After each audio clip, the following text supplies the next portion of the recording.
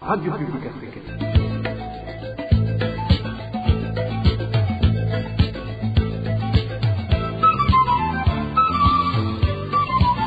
Radio Publique Africaine.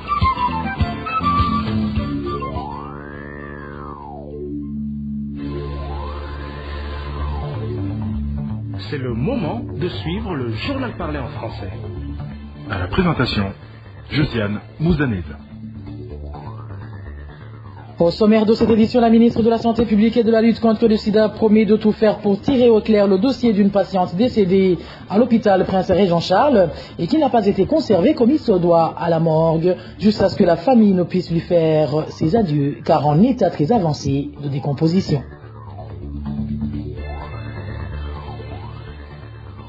Le Premier ministre Gervin de la Koboucha a reconnu ce lundi devant les deux chambres réunies du Parlement que le budget programme accuse des lacunes non seulement dans sa structure, mais également dans son exécution et dans tous ses domaines. Vous le suivrez dans ce journal. Dans ce journal, nous vous parlerons également de la montée vertigineuse des cas de paludisme au camp d'Ondouta, abritant les réfugiés burundais. Voilà pour les grandes articulations. Bien le bonsoir, c'est vous mesdames et messieurs. Tout de suite, le développement de ces titres.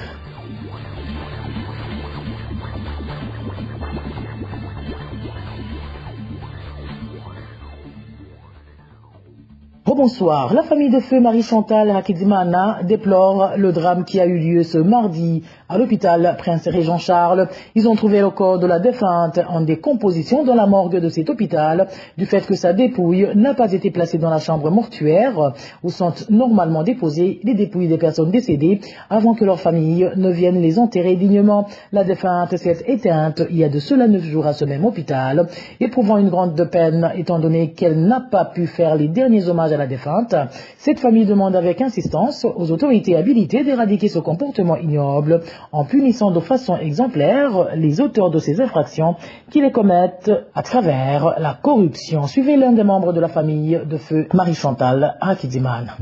twebwe ejo haheze twari twagiye tuzinduka gushingura uwacu tuzinduka saa moya ibura kugira ngo. Très tôt le matin de ce mardi, nous nous sommes rendus à la morgue de l'hôpital Prince-Régent-Charles pour rendre un dernier hommage à notre membre de la famille décédé. Mais cela n'a pas pu être possible, car ils nous ont refusé d'entrer dans la morgue, de peur de sentir les odeurs nauséabondes qui en sortaient. Mais après avoir trop insisté, ils nous ont laissé entrer dans la morgue. Et nous avons constaté l'horreur. Alors nous avons appelé les responsables de l'hôpital qui n'ont pas voulu nous recevoir. Il y a certains employés de l'hôpital qui ont essayé de nous expliquer qu'il existe certains corps humains qui ne peuvent pas être refroidis. C'est tellement horrible ce que j'ai pu voir hier, car je suis très âgée, mais c'est la première fois que j'entends de tels mensonges. Si rien n'est fait pour sauver le Burundi, la corruption est arrivée à un niveau plus élevé dans le pays, même jusque dans les morgues des hôpitaux. Si tu ne vas pas surveiller que la dépouille d'une personne est toujours dans la morgue, tu trouveras qu'ils l'ont mise par terre pour y mettre le corps d'une autre personne décédée. Tout cela à cause de la corruption. Nous demandons à tout le monde que ce que nous avons vécu n'arrive plus jamais à d'autres familles. Nous avons enterré le nôtre sans lui avoir rendu un dernier hommage, car il était déjà en décomposition.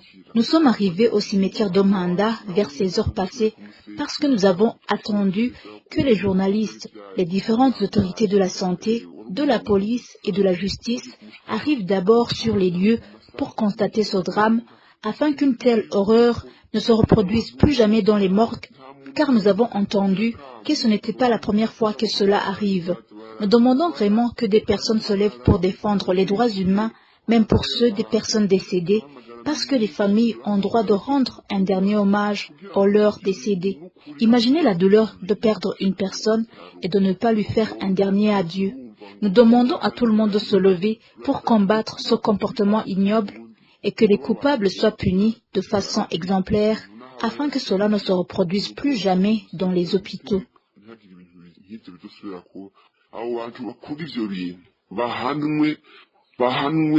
Gushika naho umutima wo gukora ivyo bintu batazosubira kubikora mu bitaro. Après que la famille de la défunte a alerté différentes autorités, la ministre en charge de la santé publique s'est rendue à l'hôpital Prince-Héré Jean-Charles ce mardi. La ministre Lidwine Baladahana a présenté ses condoléances à la famille éprouvée tout en déclarant que des enquêtes sont déjà en cours pour connaître le motif de ce problème. La ministre Lidwine a même promis de prendre elle-même en main ce dossier. Suivez la ministre de la Santé, Lidwine Baladahana. Et quelque chose de spécial s'est passé aujourd'hui à la morgue de l'hôpital Prince-Héré Jean-Charles, où il a été constaté qu'un cadavre dont l'enterrement était prévu aujourd'hui était en décomposition, alors que les voisins dans la chambre mortuaire étaient dans un état qui n'est pas pitoyable comme lui. Alors j'ai été saisie ce matin par les membres de la famille et l'hôpital aussi nous a informé qu'il venait de constater ce problème. Alors nous avons dépêché une équipe du ministère de la Santé publique, le secrétaire permanent à la tête. Alors ils sont venus constater les faits. Ils ont mis en place d'urgence une équipe de médecins pour faire des constats sur le cadavre, pour constater ce qui s'est passé réellement. Et puis il y a eu des pourparlers entre la famille et le comité qui a été mis en place ad hoc pour comprendre ce qui s'est passé réellement. Maintenant, nous avons un rapport de situation. Le fait est que le cadavre était en décomposition alors qu'il se trouvait dans la chambre mortuaire qui est en bon fonctionnement. Il s'est de signaler que la morgue est en bon fonctionnement depuis le 23 octobre. Quand on a mis la personne dans la morgue, il n'y a pas eu de problème. Les chambres fonctionnent correctement. De notre côté aussi, nous avons saisi le service de la police pour nous aider à continuer à approfondir l'investigation, surtout auprès de l'hôpital et du personnel qui travaillait à la morgue. Alors, je profite de cette occasion pour présenter, au nom du ministère de la Santé publique, pour présenter nos condoléances vraiment les plus attristées et nos excuses envers la famille pour cet accident qui est survenu, mais aussi et surtout au conjoint de la femme qui est décédée et leur rassurer que nous allons continuer les investigations pour comprendre qu'est-ce qui s'est passé réellement et on va communiquer les conclusions de l'enquête qui va continuer. En page droits de l'homme, la coalition burundaise de défenseurs des droits de l'homme CBDDH a constaté plusieurs cas de violation des droits humains, dont l'ingérence du gouvernement dans la gestion des syndicats au cours de ces 9 derniers mois de l'année en cours. La CBDDH donne l'exemple de la suspension de la retenue des cotisations syndicales à la source sans que les syndicats en soient informés et estime que cette suspension des cotisations syndicales est l'une des stratégies de restreindre l'exercice des libertés publiques et de sabotage de l'engagement citoyen. Suivez Gervais Nivigila, chargé des programmes et de la communication au sein de la CBDDH. La CBDH a constaté l'ingérence du gouvernement dans la gestion des syndicats. Et ceci transparaît d'abord de la suspension de la retenue des cotisations syndicales à la source sans que les syndicats en soient informés à la sortie de la retraite gouvernementale organisée du 3 au 4 janvier 2023. Et le 3 février 2023, le Premier ministre Jovin de la Kobucha a qualifié la retenue à la source des cotisations syndicales de vol perpétré par les syndicats à l'endroit des travailleurs. Il a alors donné injonction au ministre du Travail de suspendre immédiatement cette retenue. Au même moment, il est fait attaquer à la direction des syndicats en violation de la convention numéro 37, 98 et numéro 135 de l'Organisation internationale du travail et l'OIT.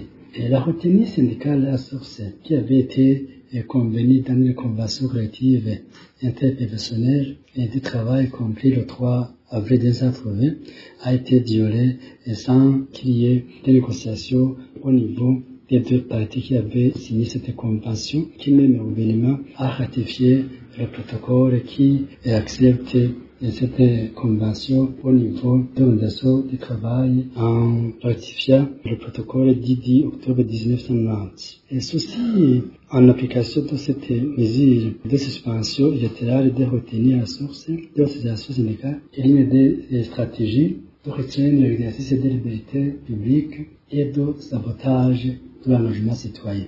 et ceci a un impact sur la privation des moyens de fonctionnement au syndicat et l'appel et manque de moyens de s'engager pour la défense des droits des travailleurs. Il y a aussi le climat malsain en milieu du travail, il y a le faible rendement, la notification des conflits sociaux et la réduction de la liberté syndicale et du droit de grève. Et c'est pourquoi le CEDH recommande au gouvernement de laisser les travailleurs s'organiser conformément aux normes internationales du travail, d'accepter que la liberté syndicale est affectée de démocratie, de paix sociale et de croissance économique. La CBDDH dénonce également l'atteinte à la liberté de réunion et de manifestation pacifique qui s'est observée au cours de ces 9 derniers mois de l'année en cours. Elle recommande au gouvernement d'ouvrir l'espace civique pour tous les citoyens conformément à la Constitution de la République du Burundi en son article 31. Encore une fois, Gervais Nibigila. On a constaté aussi l'atteinte à la liberté de réunion et de manifestation publique. Il y a 3 réunions publiques organisées par les organisations de la société civile qui ont été suspendues alors qu'elles étaient tenues en conformité à la loi. Il y a tentative de suspension et perturbation des ateliers organisés par le RICOM sans aucun motif le 30 et le 23 mars 2023.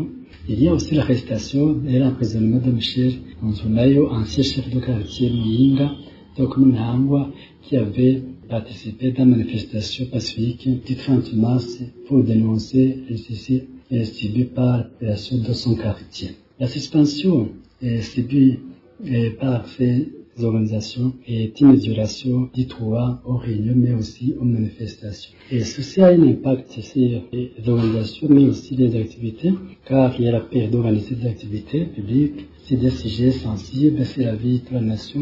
Il y a aussi l'imitation du droit de partager les points de vue de la société civile avec d'autres parties prenantes. Il y a le manque d'informations diversifiées sur les questions vitales du pays. C'est pourquoi nous recommandons au gouvernement du Burundi d'ouvrir l'espace civique pour tous les citoyens conformément à la Constitution de la République du Burundi, en son article 31, et prendre des mesures concrètes pour protéger les dénonciateurs et lancer d'alerte sur les abus commis contre les citoyens. Il y a aussi promouvoir la liberté d'expression et d'opinion.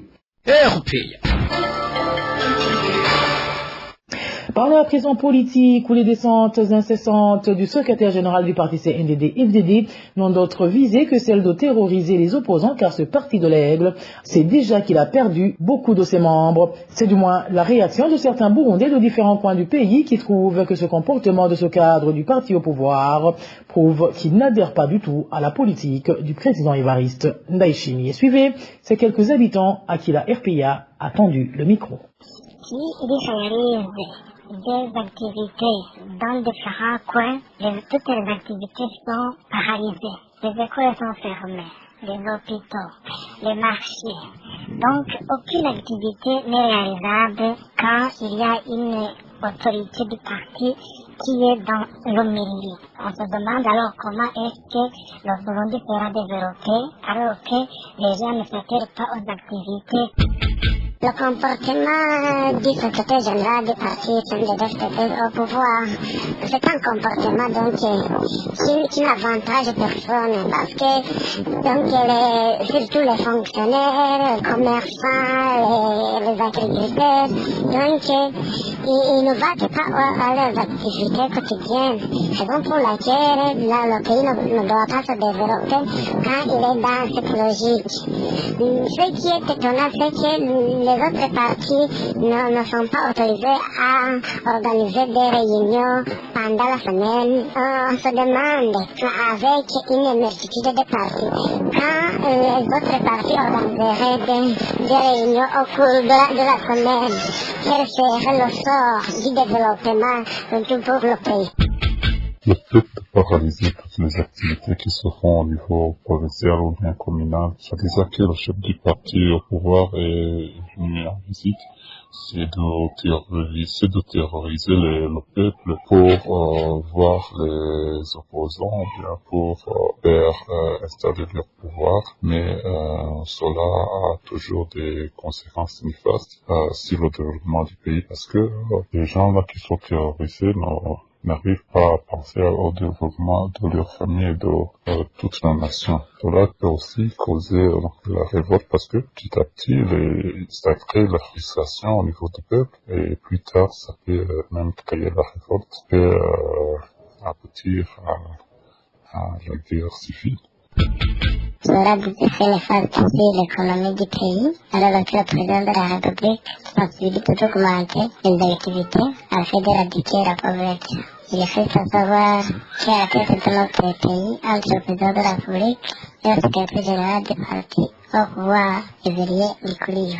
En page économie, le parti Alliance pour la paix et la démocratie, APDR en sigle, déplore la persistance de la pénurie du carburant au Burundi qui handicape différentes activités de la population. Dans un communiqué sorti ce mercredi, Gabriel Banzawitonde, président de ce parti, indique qu'avec une telle situation, il sera difficile d'atteindre la vision du gouvernement de pays émergents en 2040 et pays développés en 2060. Lui demande aux autorités du pays de fournir des éclaircissements à propos de ce problème. Suivez plutôt Gabriel Banzawitonde, il est le président du parti APDR. Pour le parti APDR, nous déplorons la situation de la pénurie du carburant instantanée. À chaque moment, nous voyons la rupture qui cause des problèmes au sein de la population qui est pauvre. Vous savez que c'est enfoncé toujours la pauvreté de la population, puisqu'il y a le retard dans des cérémonies, dans des fêtes, mais aussi le retard dans des services. Vous savez qu'il y a des gens qui ont peu de moyens qui achètent des carburants à goutte pince. Alors, quand ils passent 2 jours, 3 jours sans carburant, avec ces moyens maigres, vous entendrez bien qu'il y a beaucoup de choses qui peuvent trouver des problèmes. C'est pourquoi le parti APD est inquiété de ce problème au moment où les organes compétents de ce service ne disent rien à rapport de ça. C'est pourquoi nous demandons aux autorités compétentes de dire la vraie situation, dire quand il y aura la pénurie, dire quand il y aura l'approvisionnement pour éviter que les gens pensent ou bien disent ce qu'ils veulent. Puisque si nous sommes inquiets de voir qu'il y a le programme de son excellence le président de la République 2040 le pays émergent, 2060 le pays développé. Alors quand on commence avec serviteur des carburants, mais aussi avec le manque aussi des premières nécessités de la population, vous entendrez bien que ce programme risque d'être noyé par d'autres problèmes. C'est pourquoi pour le parti APD, nous demandons aux services compétents de fournir des éclaircissements où le problème et quelles sont les solutions envisagées. Dans l'ensemble, c'est que nous voulons, si nous voyons que ça enfonce la population dans la pauvreté, alors pauvre. Économie toujours, le Premier ministre Gervais Ndirakobucha a reconnu ce lundi devant les 2 chambres réunies du Parlement que le budget programme accuse des lacunes non seulement dans sa structure, mais également dans son exécution et dans tous les domaines. Pour redresser la situation, le Premier ministre demande l'effort de tout un chacun. Écoutez, le Premier ministre Gervais Ndirakobucha. Honorables députés et sénateurs, les lacunes au niveau programme ne se retrouvent pas seulement dans l'infrastructure, elles se retrouvent plutôt dans tous les domaines. Ce sont les erreurs de débutants. Je pense que vous le verrez quand je reviendrai au mois de janvier. Vous présentez l'évaluation, vous vous rendrez compte qu'il y a des lacunes même au niveau du gouvernement. Nous avons opté pour le budget programme et vous vous souviendrez que pour y arriver, nous avons acquis un retard dans la présentation de la loi budgétaire suivant les consignes de l'IAS. Il a fallu que les honorables députés nous viennent en aide. Donc, élaborer un budget programme n'est pas du tout chose facile. Même si les membres du gouvernement le comprennent, est-ce que les techniciens suivre? Comment se présente-t-il notre passé dans l'élaboration du budget moyen? Chacun élaborer son budget selon ses besoins. Cela est-il faisable pour le budget programme? Que personne ne se plaise de dire que les lacunes se trouvent seulement au niveau de la structure. Elles sont plutôt dans tous les domaines. Il faut plutôt que chacun contribue pour que le budget programme réussisse. Il faut donc l'effort dans la contribution de tout et chacun. Il y va de la réussite de nous tous pour que les prévisions du pays soient atteintes sans considérer les intérêts sectaires des uns et des autres.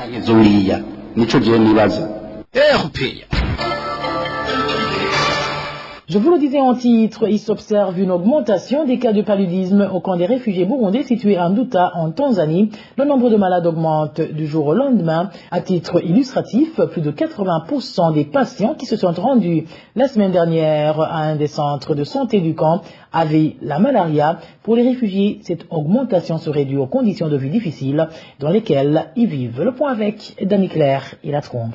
Le nombre de cas de paludisme augmente du jour au lendemain dans le quai d'Nduta en Tanzanie. La grande partie des réfugiés de ce camp qui se rendent dans le centre de santé du camp se retrouvent pour la grande majorité positifs à la malaria. Cette recrudescence du paludisme a conduit à l'intervention de l'ONG Médecins sans frontières. Bien que la semaine dernière, sur plus de 1500 patients qui ont été accueillis à une des centres de santé du camp, plus de 80% avaient de la malaria.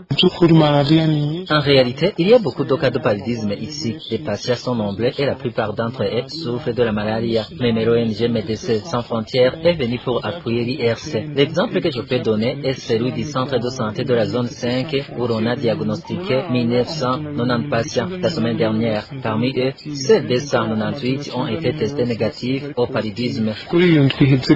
Selon les réfugiés du camp de Nduta en Tanzanie, la malnutrition, le manque des moustiquaires et l'environnement dans lequel ils sont à l'origine de cette recrudescence. Nous pensons que cette recrudescence est due à la malnutrition. En plus, ça faisait longtemps qu'on ne dormait plus dans des moustiquaires. Ceci du fait que l'ONG Médecins sans frontières, qui donnait ces moustiquaires, avait suspendu ses activités. En plus, notre cas se trouve au milieu des arbres. Les maisons sont entourées d'arbres de part et d'autre. C'est comme dans la forêt, raison pour laquelle il y a beaucoup de moustiques.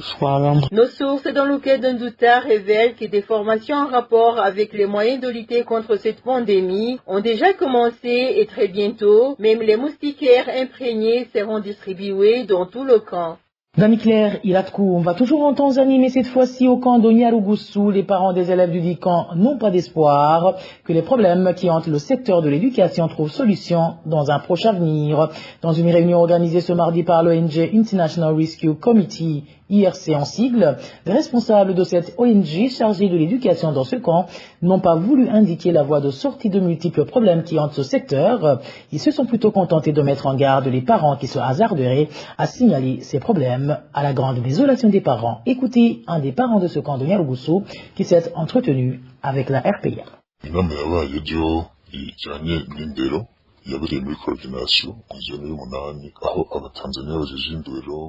Cette réunion a été organisée ce mardi par la coordination de l'éducation d'Aroka et l'ONG chargée du secteur de l'éducation. Elle s'est déroulée dans la zone 8. Les Tanzaniens responsables de l'éducation par la voie de l'ONG ARC sont venus pour intégrer les nouveaux parents élus pour être dans le comité des parents. Dans cette réunion, il y avait également des défenseurs des droits des enfants. Ils ont analysé et évoqué les problèmes qui minent le secteur. Puis, les Tanzaniens ont dit qu'ils sont venus pour annoncer les lois régissant ces parents qui sont dans ces comités. Ils ont lu des documents, mais nous avons remarqué qu'ils ont conçu des lois qui les protègent et en travers les activités des défenseurs des droits des enfants pour qu'ils ne dénoncent pas les problèmes posés surtout pour la défense des droits des enfants alors qu'ils en sont souvent privés. Par exemple, le refus des examens d'un État est le problème privé les élèves des examens dans certaines écoles. Cela est arrivé là où un groupe des élèves est allé en vacances sans avoir fait les examens. Nous avons montré les problèmes qui menacent le secteur de l'éducation. Depuis la rentrée scolaire au mois de septembre, les élèves n'ont bénéficié ni des cahiers ni des stylos. À côté de cela, ils n'ont pas de bas pupitres et ils sont très nombreux dans les salles de classe. On peut trouver dans une seule classe un nombre d'enfants compris entre 660 et 680. Ces élèves sont très nombreux et il n'y a pas à débat. Nous avons rappelé la question la plus fondamentale, celle de l'examen d'un État. Nous avons posé cette question parce que les élèves de la 9e année et ceux de la 13e année restent à la maison. Ils nous ont répondu que cette question ne devrait pas être évoquée alors qu'ils sont concernés. Ils ont dit qu'ils ne savent pas le jour où cet examen sera donné. Nous trouvons cela injuste à l'égard des réfugiés burundais. Ces enfants restent à la maison. Cela fait partie des persécutions que la Tanzanie continue à exercer contre les réfugiés et burundais.